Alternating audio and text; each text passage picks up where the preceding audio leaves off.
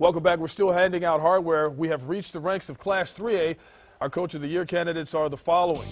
Daryl Kindig of Hope Christian. The program has been around for 3 seasons, and Kindig has taken the Huskies all the way to the state semifinals behind a lights-out defense. Joey Fernandez and the St. Michael's Horsemen put together a perfect regular season and reached the state 3A final. James Quinones did what they do in Lovington. He won a title. Coach Q bringing an 18th title to what is Title Town, but he did get the big prize. That belongs to Hope's Daryl Kindig, who is also right here with us. And I'm going to do what I did for Coach Potter and for Coach Gauchi. I'm going to hand you this, let you pull off the plastic because that's how fresh it is. You can smell the wood, can't you? Yeah, thank you so much. That's an honor. Appreciate that. I mean, when you started this program, and you guys were just trying to do basic things like get equipment, figure out what kind of offense and defense you would run. I mean, you look back at that and then look back where you've come, and you're on a show right now getting an award. It's been a wild ride, and these young men that I've played football with and coached and all, I just appreciate you so much. And Van, thanks for this award. This is awesome. It's truly an honor. You know what? When you guys started the season, I honestly didn't think that you guys would get all the way into the playoffs as far as you did to semis, and I just thought that, okay, they're a young program, and maybe there's some growing to do, but how can you make it that successful that fast? Well, you know, I got a great group of assistant coaches.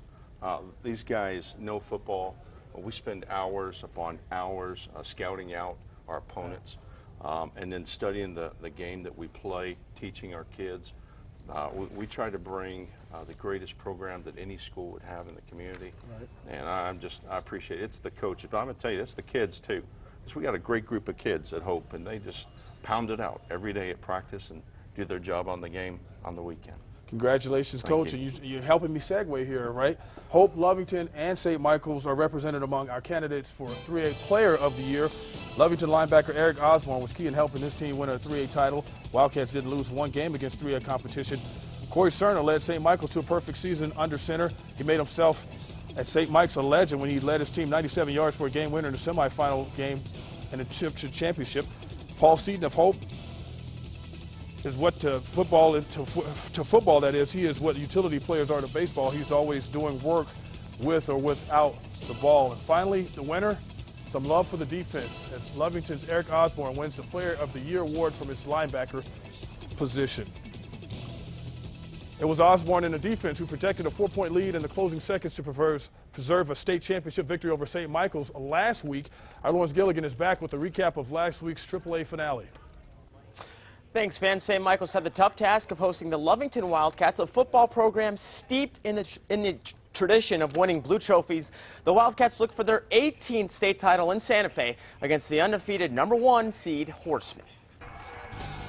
St. Michael's hosting Lovington. This one was a close game the whole way through. Horsemen draw first blood. St. Mike's Salomon Martinez gallops into the end zone, making it 10-0 St. Mike's in the third quarter, but the Wildcats come right back. Lovington scores as Bo Jackson is into the end zone. It's Lovington's third time into the end zone, first time it actually counted. It's 10-7 St. Mike's, and Lovington gets on the board again with what stands as what would be the game winner. Justin Bromley gets into the end zone. Titletown wins another state championship as Lovington beats St. Mike's 14-10.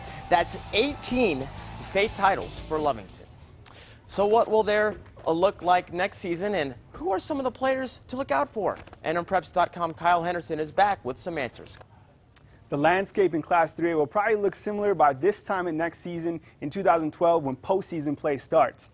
Lovington and St. Michael's in Class 3A should be a top-tier team once again, each team returning a wealth of talent into next season. For Lovington, watch for Bo Nose Jackson at running back and Jeremy Bromley, 2 high-impact running backs for the Lovington Wildcats. For St. Michael's, watch for big bad lineman Andres Blay and returning quarterback Corey Cerna. Van, Academy, Socorro are also going to be in the mix, and don't forget about the Hope Christian Huskies. Back to you. All right, yeah, you can't forget about them. With Coach right here in the set, he might throw something at us, huh? We will see what happens. The top 3 classes are taken care of. AA and Single A are on the way. Question: which coach will wear the crown of AA Coach of the Year? This year's competition was fierce. We'll be right back.